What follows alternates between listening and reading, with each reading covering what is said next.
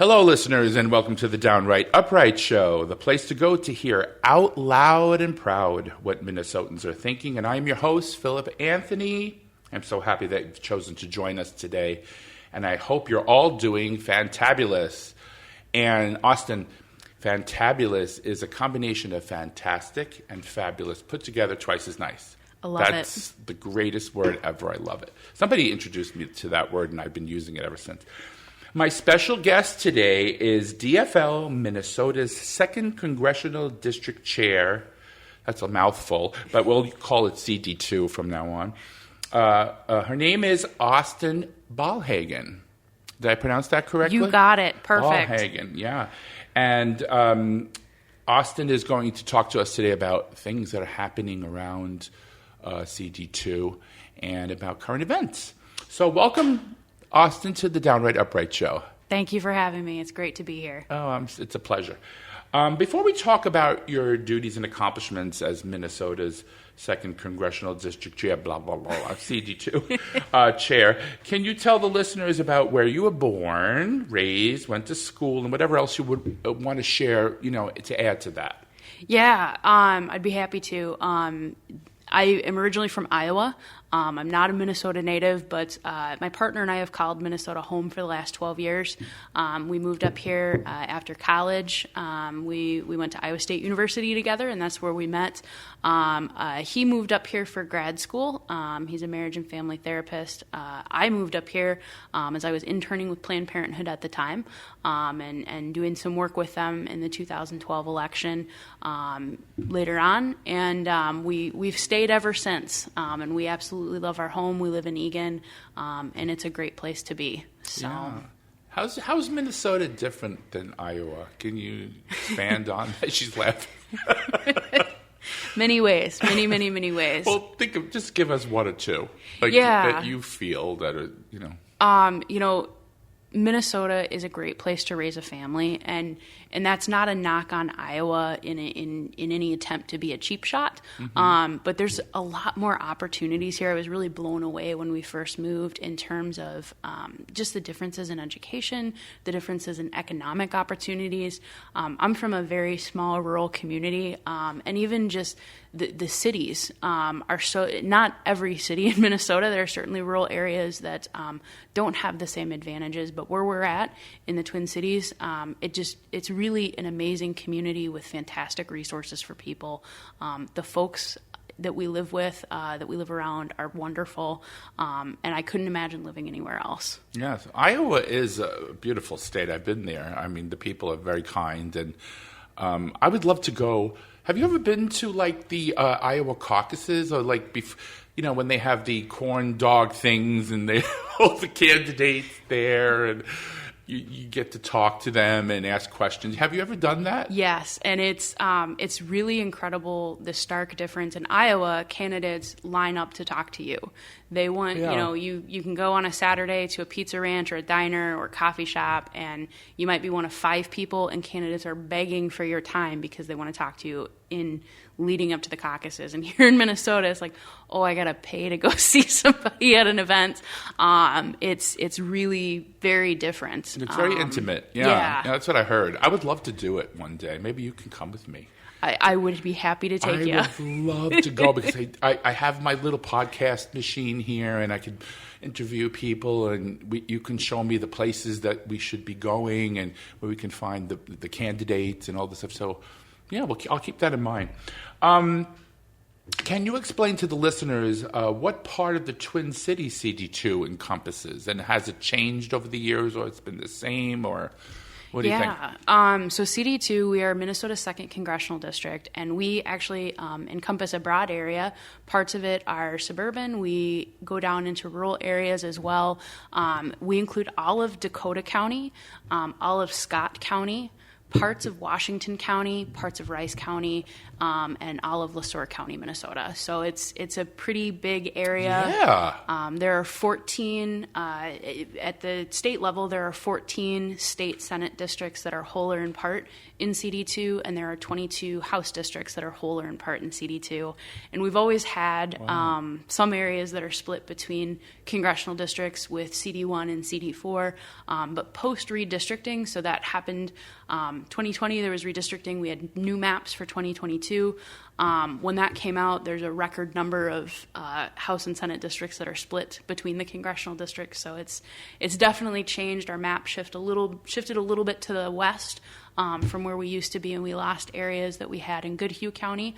And certainly sad to see those folks go, but we love the folks that we've gained from LeSueur County. They're a fantastic bunch. Wow. And I remember Lisa Nemanoa, who was a guest on our show as well, talking about the demographic changes over the years and how it's bluing.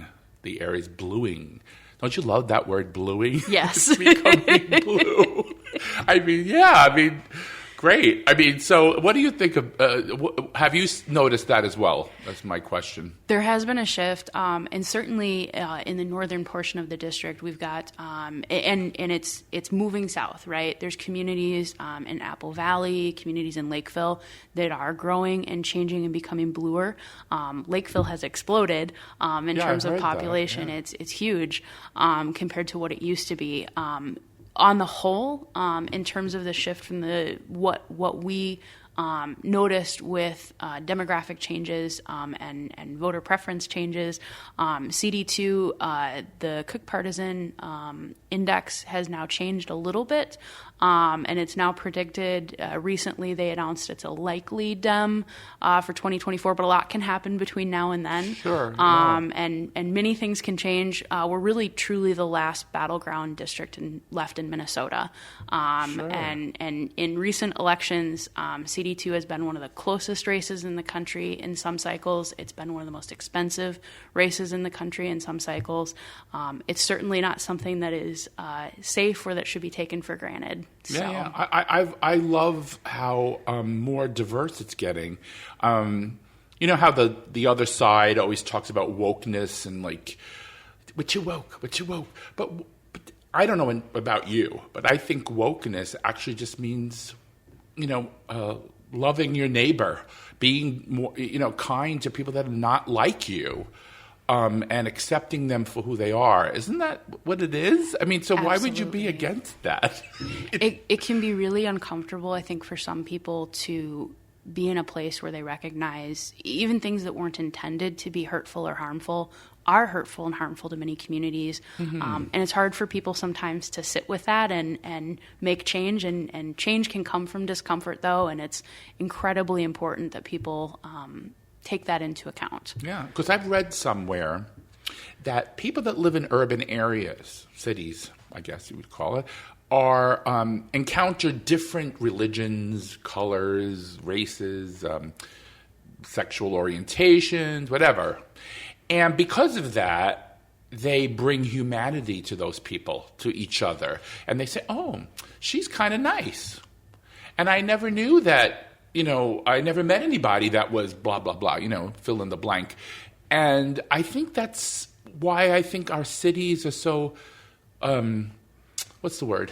Like, they're moving ahead in modernizing, whereas the rural areas, where I love the rural areas, believe me, don't get me wrong, but they're just not used to difference. I guess that's the only difference. And the DFL, which has farm labor in it, we lost the farms. We lost that because up there they're just not voting the D anymore. I don't know what that. Do you have an opinion about that? Many, and it's certainly not it's a very complex issue. It is a really complex issue. Yeah. And one of the biggest things that I think we can do as a party, and we have supported, and Angie Craig has supported and introduced legislation to try and expand. Amy Klobuchar has also introduced legislation to try and expand access to rural broadband throughout Minnesota. And that's such a huge part, both for education, for business in rural communities, for access in rural communities, that we would love to see happen. And that shouldn't be a political issue. It should not be a political issue at all. But that's sadly the reality of the world that we operate Somebody in. told me, and tell me if you heard this, the reason for that shift was having to do with mining. Did you hear that? That the DFL tends to be more anti-mining, and and that's why the people are shifted. Have you heard that? There's certainly a characterization of that that I think Republicans will try to use to their advantage. There have been a number of proposals and organizations that are DFL oriented or DFL allied that have really, really tried to push through things like prove it first legislation in terms of, you need to prove that this isn't going to be harmful to the environment first. That's what I was going to say to you. I mean, I don't think the DFL is against mining. I think they're against dangerous mining that can, the water can get polluted, or the air, or fill in the blank. Mm-hmm. I'm worried about that, but I don't think the DFL is against they would want, I guess, jobs for people. There are a lot of good paying jobs up there. Yeah, exactly. Absolutely. So we have to get that out there as well. Maybe we can help the rural people understand what's really happening. So when were you elected to the CD2 chair? Was it a long time ago, recently? So I originally took over the role of CD2 chair in 2018. It's a long story, and we're a volunteer organization. I want to be really clear about that. I'm a volunteer. Lisa told us that. Yeah. Mm-hmm. But you do run. It's an elected office. We are elected, yep. Mm-hmm. And when I took over as chair, I was actually originally the vice chair, and my predecessor resigned, and his predecessor also resigned in kind of relatively short order for personal reasons, and that happens with volunteer organizations. And I actually had 4 positions in 6 months. So in May, I was the secretary, and in November, I was the chair. Oh, boy. You just move up the chain of... I guess I'm going to have to ask this question. What was it? Were you nervous? Were you like, am I going to be able to do this? Because you went from something like a secretary, or I'm not demeaning that position either, but to go and become the actual chair of the whole district. Was that it was a little bit of a surprise. I had intended to eventually, run for chair at some point in time. Good. Just wasn't expecting it to come or happen in that way. I thought I'd be doing this at a lot different stage in my life. I'm 34 right now, and I didn't anticipate that I would. Oh my God, you're so old. I didn't anticipate I'd be doing this at this kidding. stage. I thought I'd be doing it much later when I was retired or older. So it's been interesting. Yeah. What are some of the duties and challenges you have as chair of CD2? Yeah. We operate a central committee, and that's our highest governing authority in CD2, and we meet monthly. We have subcommittees that meet for different topics, different events throughout the year.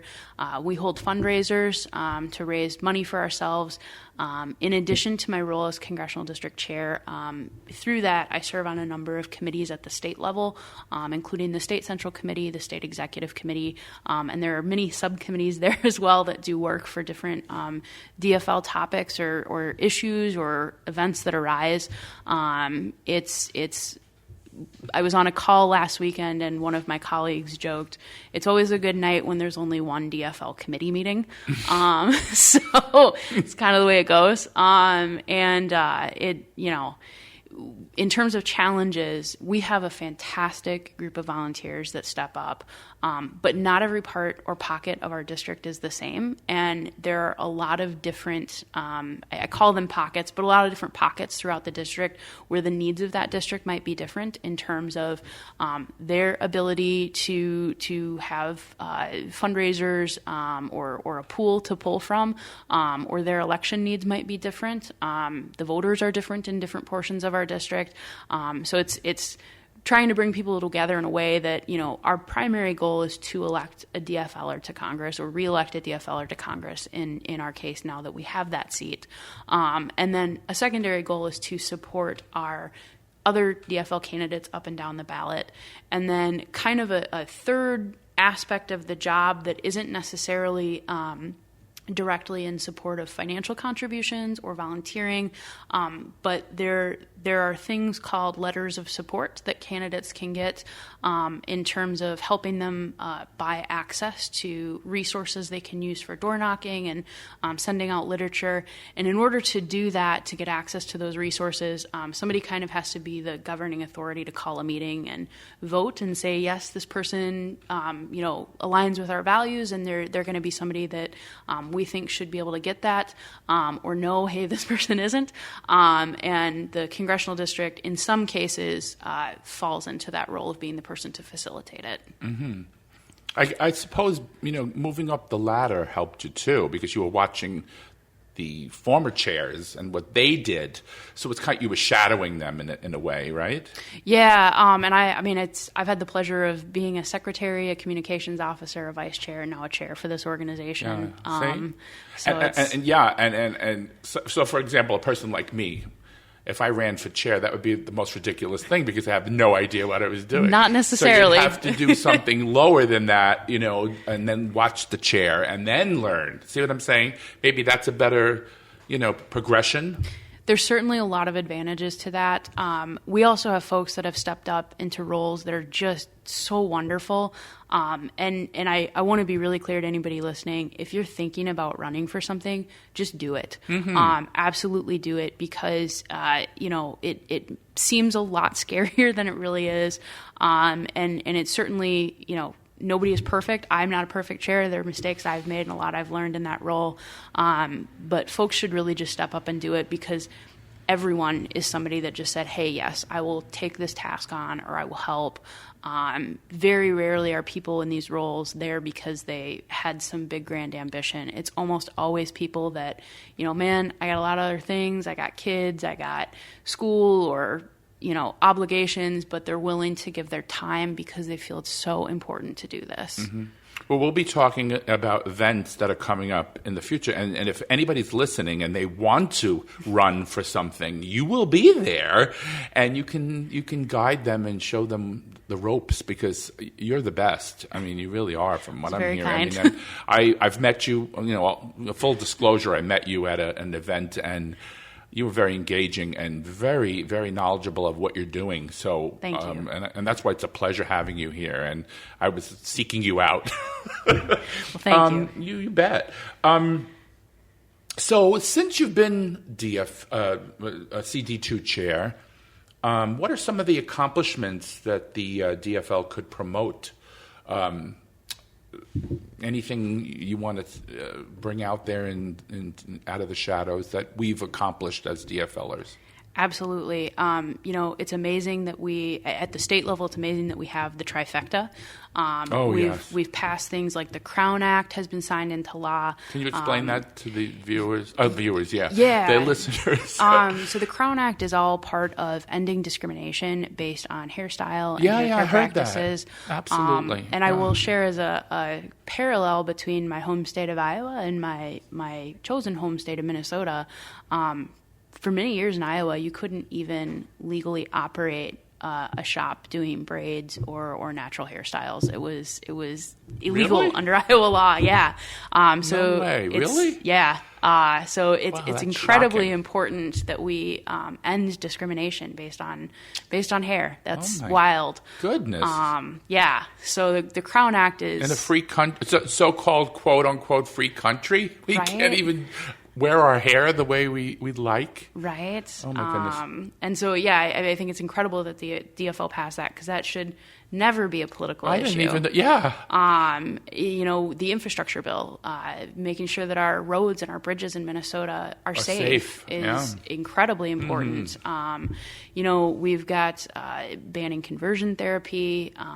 Governor Walz has done. We're going to talk about that, yes. Yeah, and the DFL has done incredible work in terms of, providing relief for renters and providing relief for businesses throughout the pandemic that I don't know if those things would have necessarily happened in the same way if we hadn't had people like Governor Walz in office. I've noticed, call me crazy, but I've noticed that everything that this trifecta is doing is aimed at regular Americans, regular people, working class people who need a leg up. I never got that from the other side. Am I right or wrong? Yeah. And look at all these things. I mean, they're just, they're wonderful. And speaking of conversion therapy, as a member of the LGBTQ plus community, I am thrilled that conversion therapy is now banned in Minnesota. If the Democrats recapture the trifecta nationally, do you think it could be passed nationally? And as a follow-up to that, what is some other LGBTQ plus legislation that you would like to see passed either in Minnesota or nationally? Yeah, it's one of those things that I would certainly hope and should never be a political issue, right? LGBTQ rights are human rights. It should never be something that's politicized, and sadly it has been, and it's been weaponized by the Republicans to scare people. Conversion therapy is abuse. It has lasting detrimental effects on people that are subjected to it. Absolutely. And it's thrilling that in Minnesota it's been banned, and it's sad that it took this long to get here. At a national level, there have been over 400 bills now introduced in various state legislatures where LGBTQ rights are under attack, particularly trans youth. It's horrifying what we're seeing in terms of school sports and bathroom usage and dress codes and things that should not and do not in any way affect anyone else, but are harmful to children that are having to live with this and be treated this way. And it's scary and sad that we have states that now have travel advisories where people are being warned, be careful if you're going to go here because it's not safe for you. And really, Florida is one that recently. Yeah. Are there any around us that we should worry about? Like maybe South Dakota. So I would encourage anybody. Human Rights Watch Human Rights Campaign has a wonderful website where you can see state by state different laws that every state legislature has, and what's on the books and what's proposed, and where it falls, what rights you have in certain states and what rights you don't. And Iowa, Wisconsin, South Dakota, all of these states are passing. I think in Iowa they have 22 bills this session that are 22. All anti-trans, anti-LGBTQ. It's really scary, and a lot of them are targeting school-age children. Yeah, I actually saw a movie, and I'm going off on a tangerine here, but I saw a movie about conversion therapy, and I wish I could remember the name, but it's escaping me, where there was a scene where they had the person who was gay, in this particular case, in a coffin because you're considered dead because you're not. No, I'm serious. This is based on fact, this movie. And each family member would come up to the coffin with a Bible and beat the person. And I was in tears in the audience watching this. And even this little sister who was, she's a little kid, doing this, and she's in tears. Like she knows it's wrong. She knows what's happening here is sick. And it was just jarring to me. And that's basically what conversion therapy is. It's punishing the person for being exactly who they are. And like you said about trans people, they're the new people to pick on, especially African American trans people who are trying to just live their lives affecting you in any way, shape, and form, but they're being attacked, and mostly in the South, I would say, right? Those states. It's everywhere. I mean, it's sad to say, but it's many, many places. I'm hearing it more in like Mississippi, Florida, Alabama, Texas. Those states, for some reason, they have. I'm hearing. I love to say I'm hearing because I don't want to, promote this particular periodical, but I'm hearing that the reason they're doing it is because they don't have a platform in the Republican Party. They don't have anything to run on. They don't want to help you financially. They don't want to help you with civil rights. They don't want to help you in anything, except they want to help rich people and cut their taxes and do. That's all Trump really accomplished in 4 years. He had a big, huge tax cut. So this is their way of getting the prejudice vote. They're trying to get butts to the polls, and I've been talking about this constantly. What do you feel about that? Yeah, I mean, it's one of those things that it's easy hate sells, hate sells. It excites people. It's really sad that so many people that vote and support those policies feel like rights or even prosperity are a pie, and that if somebody else gets the same as you, that your little piece is going to be smaller, and it just doesn't work that way. That's a wonderful way to put it. Thank you. No, I didn't come up with that, but...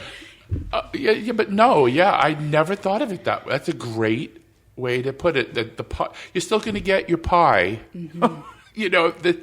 Everybody gets a piece. I mean, you're not going to get less if somebody's freedoms are there. And I mean, great. The audience must be going, yeah, that's something to ponder. Okay, so now we're going to go into your future. Okay. The crystal ball. Will you seek? You're gonna reveal something today, so I'm so happy it's going to be done on my show. I'm unhappy and happy. It's a mixed bag because we don't want to see you go. But will you seek to run for the CD2 chair again in the future? And do you have aspirations to run for a different public office? So I'm not running again as CD2 chair. When I initially actually slipped into this role, I said I would do it for 2 terms, and now it's been 4 terms. Oh, wow, really? 3 re-elections and finishing out one that was not quite finished yet. But it's a big volunteer commitment. There are some weeks that it feels like a full-time unpaid job. And I love it, and it has been my absolute pleasure. And I'm certainly not disappearing. I will still be around. I just will not have an official title anymore, and happy to pass that along to a next chair that will slip in and be elected. The CD2 Business Conference, where those elections will happen for our table officer positions, is May 9th. And there are 2 great folks that are running for it that I think could both do that job really well. And I'll be happy to help whoever is the new chair get into that role. I'm 34. I love doing this, and I love volunteering. But I also have a lot of student loan debt. And the reality of that is I need to scale back my volunteer commitments, and unfortunately can't do as much as I would like to anymore. See, that's another tangerine I want to go on, though, Austin. Another tangerine. Because student loan debt, our president, Biden, not the fake president, our president actually said that he wanted to relieve student loan debt. And what did the Republican Party do? Yeah. They fought it, and they stopped it. And that's my problem with them. They don't want to help you. They really, really don't. I mean, there are people that would be thrilled to get a break on their loan, and get back into society and work and make changes and add and promote the policies that will help regular people. So I don't know, but it's a complex issue. It is. I'm disappointed that you're not running, but are you thinking about running for some other office, maybe like I don't know, city council or something else, mayor? Probably not anytime soon. And part of that is just I really need to focus on career rather than so much volunteering and start making money. So, Well, thank you. And again, for the listeners, she's doing this as a community service. And so was Lisa Monroe, who was my guest a few shows ago. And they're doing this just to help the community. Basically that's what it is. You're not getting a single penny out of it. And thank you. I think what you do is just, because I don't even think I could do it. Although I'm doing this, for nothing. And this is important. This is very important. This is a public service, what I'm doing. If eventually I get paid for it, it'll be probably a little different, as far as, the system that I'm doing. But right now, this is a public service. I want to get those ideas out there, get people to, plant a seed in their head, and maybe we should be doing something. Maybe I could run for something. Maybe I could volunteer and phone bank or door knock or do something to help the community. So again, thank you. I can't thank you enough. This is something this made me smile. This was my joy. I think it happened yesterday. How did you feel when you saw Governor Walz sign the Universal School Meals bill surrounded by a bunch of children who are grabbing him? I feel like I want to cry. I don't know. It's so moving to me. Grabbing him and hugging him to show him their gratitude. And we love you. I mean, it's just how they're going to eat. This is a no-brainer. Come on, guys. This is a no-brainer. I'm sorry I'm getting emotional, but I was a child once. I lost my father at a very young age. I was a latchkey child. And having lunch was an important thing for a child, growing up in a house with one parent. Anyway, I'm going to let you take it from there because I said enough. What do you think about it? I think it is totally reasonable to be emotional about this issue. It was beautiful. What children a beautiful should never sight be it was. hungry. Beautiful. Yeah. I mean, that's the only word I could. I mean, kids were grabbing him and hugging him, and we love you. I mean, how many times do you see a politician get? I love you, and get grabbed by children. I'm sorry, I'm crying again. That's okay. It's amazing to me because I was a little child, and so were you. And having a politician care about children the way he does, he's an amazing human being. I'm sorry, I have to say it. And I think he should be running for president one day. This is my thing for him. He's just unique in all ways, shape, and forms, and take it from there. I don't know. Yeah, I mean, in a country with so much wealth, money, it blows my mind that we have children that go hungry. And through the pandemic, we're coming out of it. I know that officially the emergency has quote unquote ended, but there are a lot of people that the effects of what we've seen, both physically and economically, are going to last for a long time for families. And children especially, you learn better when you can eat a meal at school. You learn better when you're not having to worry about where your next meal is coming from. There is stigma attached, and it may sound corny or childish, or people think that, just get over it. But when you're the kid in the lunch line with a stamp that says you're out of money, that's a terrifying thing as a child. And children should never have to live in that fear of wondering when or where their next meal is going to be. Yes, and it's a beautiful, picture to see children around our governor. We love you, thank you, grabbing him, hugging him, because he's smiling and he's just loving it. He's not like, okay, I got to go now and pushing them. He was encouraging it, and like you said, children need to eat, and that's one less thing they have to worry about now is food. Absolutely. Which is something that is, you and I just, take it for granted that we eat a meal every day. And some of these kids don't eat any meal. Lunch is their meal. Mm-hmm. When they go to school, that's their meal. I've at my husband's church they have a program where they cook meals and people drive up and they give them a bag and they're prepared meals from the church. Beautiful, a beautiful thing to do. But this is something that now kids could look forward to and not have one less worry. Absolutely. And I will throw out there, there were people opposed to this, and could you believe it? Horrifying, and one of them is a Republican legislator in this of course. in CD2, who said that he didn't know anybody that was hungry. And that blows my mind. Tell them to go to the food shelters and see. Exactly. We have seen those needs increase everywhere. And this is not, Republicans love to divide the state of Minnesota and claim that, these are city issues. This is things that happen in the metro. Hunger is an issue that impacts every community in Minnesota. It is not isolated to the cities. And in rural areas, especially where you have, places where people might have to drive 60 or 90 minutes or more to find the nearest food shelf or the nearest service that could help them.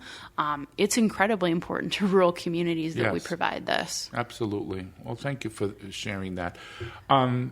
Finally, do you have any upcoming events in CD2 that you'd like to share with the listeners? Yeah. As you bow out gracefully. Absolutely. I'll put a plug out for a couple. One, first and foremost, and this is probably the most pressing one. I don't know if this will air before then. So I thank you for bringing that up. This show will be hopefully posted within a few days. Okay. So if it's tomorrow or something, obviously it's probably not going to get out there, but something you could see in the future that you would like to talk about. Sure thing. April 22nd, which might be pushing it, but April 22nd, we have a murder mystery potluck and game night. It's I'll call it fundraiser light. We have a suggested donation, but we will certainly not turn anybody away. We want folks to turn out for it. That is going to be at the McCall Learning Center in Savage, 6:30 p.m. It's a 1920s style murder mystery. So we strongly encourage costumes. There will be food and beverages and a great time for folks, 6:30 to 9:30. We also have May 9th, which is our upcoming business conference, and that's going to be held on Zoom. It's a digital event. And then we do not have a date set yet, but we've done this event in the past, and it sounds like we're looking to do it again this year, which is our summer ice cream social event. It's a fun outdoor day, kids in the park, bring your family, great casual time. So, Well, thank you. I hope our listeners follow through and go to these events. Absolutely. Really appreciate that. And dflcd2.org will have a complete listing. Perfect. Now, we've come to the part of the show I like to call the shift. She's laughing because and it's the shift with an F, please. Otherwise we have problems. Where I shift the questioning away from your job as CD2 chair and on your personal opinions of current events. Okay, you ready for this? Absolutely. Okay, let's start with the first one that's pissing me off. As of the taping of this show, a federal appeals court denied the Justice Department's request to allow full access to mifepristone, an FDA-approved abortion pill, and set significant restrictions on the pill that could limit access nationwide. And now the Biden administration will ask the Supreme Court to intervene. Now remember, the Republicans always have states' rights, but now they're going to take your rights, states' rights away. All right. So what are your thoughts about this sequence of events? I mean, I know what you're going to say, but let's talk about it. It's horrifying, and this is something that's been available for years. Millions of women have taken it. I think it's 10 years, right? 10 or more. 10 or more. It's been a long time, and millions FDA of women, approved. FDA approved. Millions of women have used it. Safer than Viagra. Yeah, I mean the approval for FDA approval is not easy to get. Let's start there. Exactly. And it's terrifying that a federal judge has the authority to just say, hey, you know what? throw the FDA approval out the window. I'm saying no Well, on full this. disclosure, he was picked by you-know-who, Yeah. Voldemort, and he's using his religious, affiliation to stop the freedoms of women in this country. I think that's appalling. Yeah, well, in women and non-binary people, trans men, there are many people that need this, absolutely, and yes. it's something that That's my oldness coming out. No, it's okay. It's and it's one of those things that this is a healthcare decision and not something that should ever be politicized. And Sure. I've said that a couple times about many things, but it's sadly the reality that it feels like we're often dealing with things that should be left in the hands of the individual that may or may not have a need for this, and their physician. Right. Thank you. There's anomalies that happen during pregnancy that mifepristone prevents the woman from bleeding out or hemorrhaging or, I'm not a doctor, but I know the doctor's hands should not ever be tied when it comes to a woman's health. Never. And I'm hearing, and I hope this is not true because then it would be, catastrophic, that a lot of doctors in that field are leaving the red states because they feel their hands are tied. They don't want to kill the woman. They want to be able to treat them the best way they can. And this pill can help. And now they want to stop that and prevent a woman from having access. And actually, it's paired off with another pill, from what I'm understanding. I'm not a doctor, as I said, that when they work hand in hand together, they give the woman a safe cessation to their pregnancy. It's a safe way to do it without causing any physical harm. So. Yeah, again, I mean, abortion is healthcare. That's Sure. what it is. And it's not enough to only ensure that it's legal. It also needs to be accessible. And that has been something that we have seen chipped away at time and again for years with hundreds and hundreds of bills from state legislatures across the country. But at the end of the day, it's healthcare. That is plain and simple healthcare. There are many, many, many outcomes that can happen with a pregnancy. Abortion is one of them. And people need to have the access to it that's safe because, you can, and it's an old adage, but you can outlaw abortion. It doesn't stop abortion. It only stops safe abortion. Yes. And I think I think I had mentioned this on a previous show. I don't remember what show it was. I've had so many now. I'm patting myself on the back. My great aunt came from Italy, and my grandmother's sister, and told a story that abortion was illegal, obviously, in I think she came in the 20s or 30s, I'm not sure, but and they used to have in New York City these back alleys where they would. Now she was raped. She was on a date with a boy, and she got date raped, and she went to the back alley, and they performed a back alley abortion on her. I don't know the incidentals. I don't know if they used a hanger or whatever they used to do. I don't know. I don't want to know. It's disgusting. It's horrible that women had to go through that. But the result was she kept miscarrying and actually had a stillborn child, or maybe two, I think. I'm not sure. I don't remember the whole, the numbers. And finally gave birth after a few pregnancies to her oldest son, and then she had a daughter. So do we want to go back to this? Is this what America is going? We're moving backwards? It's really horrifying. When I years ago, when it was like, oh, we're going to be back to the 1920s, I thought there would be a lot more jazz and a lot less fascism. Oh yeah. That's where we're at. And fascism is a good word because fascism is what really theocracy is, and it's a different form of it, but it's basically my religion is going to tell you, who may not be of that religion or who may be of that religion but doesn't believe that kind of nonsense, that you're doing what I say, basically. And that's what fascism is, right? Mm-hmm. So, thank you for your input on that one.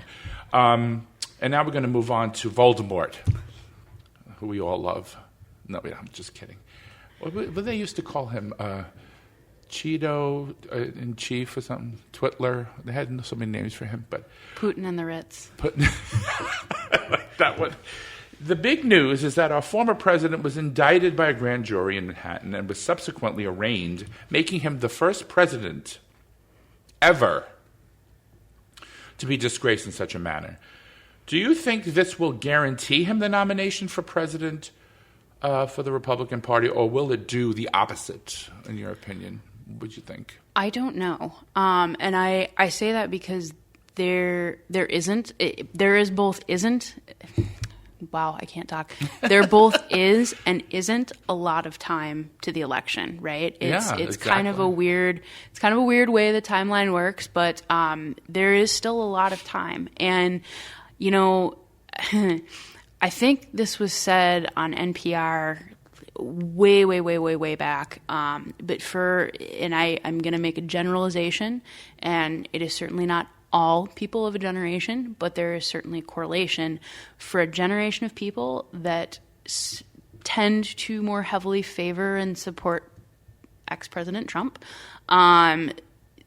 They grew up being raised to identify Soviet propaganda and in propaganda in general, in education in school, understanding how to look for valuable sources, what's good information, what's false information. For people that grew up with such a heavy focus on that, they are really bad at identifying propaganda. We talk to voters. We run booths at the Dakota County Fair. I help out with a number of, community booths that different groups have for various events and town festivals. And we get voters that come up to us and they have bought hook, line, and sinker stories from places like Breitbart and the Daily Stormer and the Daily Caller and really heavy right-wing, pretty extremist news organizations, quote-unquote news organizations, that, they think this is a witch hunt. They think that this is all lies. This is, political muscle being taken, and poor Donald Trump as a victim. And the case is really straightforward. Your properties are valued at this. You claimed they're valued at this. That's fraud. It shouldn't be this complicated. I love how you put things. It's great. But again, this is not the only case. Yeah. There's a barrage. There's dominoes are going to start falling. Yeah. I mean, you got the case in Georgia. You got the case in with the special counsel. You got the rape cases, one after the other coming. This man, if he's, how could this be like this grand conspiracy? Just for him, right? How naive do you have to be to believe that this is all a conspiracy? Every single thing, right? And that's my goodness. I have Republican friends, Republican family that I've talked to. Yeah, I do too. And running a political party, running any organization, it's like a craft fair with 10,000 booths. There is not a way to facilitate a grand conspiracy with multiple jurisdictions and that's science fiction at that point. It's impossible. Yes, it's becoming like they're the party of conspiracy. Even the election was stolen. That's another one. Please explain to me how it was stolen. Do you have any proof that it was stolen? Now, they were saying, in Georgia, they were pulling boxes. Those were actual ballots that were cast, that were there. They were just pulling them under the table. It's just such crap, and it's insulting to my intelligence, basically, and probably to yours. Well, and to thousands and thousands of people that volunteer their time, that work as election judges, that come in and help with their county elections and their state elections. Yes. These are not, these are your neighbors that step up to do it and give their time to make that happen.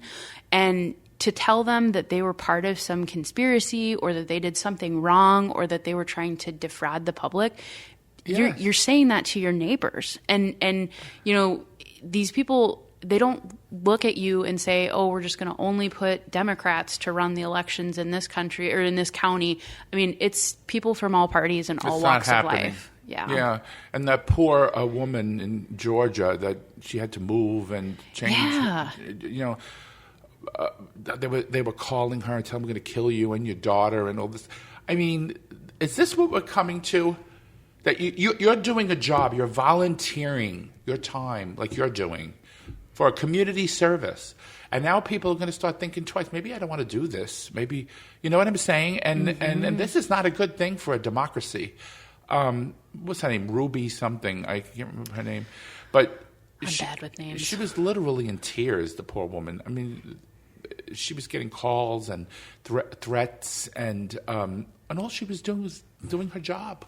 Yeah, I mean, it's been horrifying to watch testimony from a lot of these people that certified elections. Yes. I think of the gentleman that certified the election in Arizona that was getting pressuring calls from, people in the Trump administration. Mm-hmm. And he's like, I'm just doing my job. This is the role I was, put in, and I'm just trying to do my job and do it in a fair way. Yes. Yeah, well, did you see, speaking of Arizona, the midterm election, with the Kerry Lake election, there were people outside of the polling. Did you see this? Mm-hmm. With AR-15s, mm-hmm. intimidating people. I mean, what? Yeah. I mean, no. That can't happen. Horrifying. It's so horrifying. It's horrifying. Yes. I don't want to talk about Baltimore anymore. I think I'm going to pass the next question because I'm just going to say it. He has said on his Truth Social that there's going to be death and destruction if he gets charged with anything. Now, what is that saying? I mean, come on, people. If you're out there listening and you still love Trump, I mean, he's telling you, go out and do something. Help me. Go, cause a riot or hurt people, or I don't know what he wants, but take it home. Yeah, I mean, he is a public figure, and when you are a public figure, you have an obligation to be mindful of what you say. Yeah. And be mindful if he truly claims and believes that he wields as much power as he does, when he posts those things, you are calling upon people to harm others. And, mm-hmm. It's really, we look at January 6th where, yes. some people categorize it, this was a protest. No, this was not a protest. Nope. It was an insurrection. It was an insurrection in which you had people that this is a caveat or a comment I like to make when folks accuse the DFL of being anti-law enforcement or anti-public safety. We're not the ones that went after or targeted Capitol Police, nope. and we're not the ones that painted them as, frauds or liars. Those poor Capitol Police who, oh my goodness, I mean, what those they went through, were awful. It was horrifying. It was absolutely horrifying. And it's. And they want to defund the FBI. Did you hear that one? Defund the FBI, and the GOP voted against the American Recovery Act, which funds law enforcement. Yeah. I mean, it's just wild to me. Protecting the FBI is what people look to get saved from some nut job that's threatening their lives and causing community havoc. And I mean, anyway. Well, and in some ways, Donald Trump almost reminds me of, you look back in history at these ousted claimants to the throne of a country, and now they're living in exile and they're trying to retake that. That's what it feels like. Yeah, you're right. Yeah, but again, I'm preaching to the choir here, and you're preaching to the choir here from your standpoint, and. Can't we just have a president, even if it's a real Republican, who just says, I want to cut your taxes, and I believe in freedom and wave the flag, rah, rah, rah, but we don't hate the trans people. We don't hate these people. Everybody's an American. What happened to that kind of Republican? I mean, if you have fiscal issues with Democrats, that's a valid argument, even though I don't agree with it, but it's a valid argument because you're not demonizing anybody and you're not causing this big catastrophe, But this man single-handedly, literally split the country in two pieces and is causing a a lot of heartache. And he made it okay for years. There have been extremist organizations that have operated underground, that have used the internet to connect with one another, and even before the internet. The dark web, they call it, right? Dark web, yeah. And now it's been made socially acceptable for them to be open and public and loud and boisterous about their beliefs. Yeah. Let's move on to a happier thing. Absolutely. Justin Jones and Justin Pearson, 2/3 of the Tennessee Three, were reinstated. Yay! Yes. To their congressional seats after they were expelled for protesting with their constituents for stricter gun laws. So the kids are getting killed, and they want somebody to do something, and they got a little loud, I guess, is what the argument was. Can you talk to us about how you feel about this? This is wonderful news. It is thrilling. It's such a victory. And, the entire situation with how that went down, where you have, 3 legislators and then, surprise, surprise, they vote to oust 2 of them. One of these things is not like the other, right? Exactly. Remember Sesame Street? Exactly. And I will give credit to all 3 of them for being so forward with just calling it what it was. I mean, it is an attempt to shut down free speech. Protesting is a valid form, no and doubt. It doesn't matter who you are. You have a right to do that. It is such an extreme step, and it was really taking advantage of an abstract rule to try and embarrass or, usurp democracy, and I'm glad to see that they've been reinstated. Yeah, hooray! Yes. And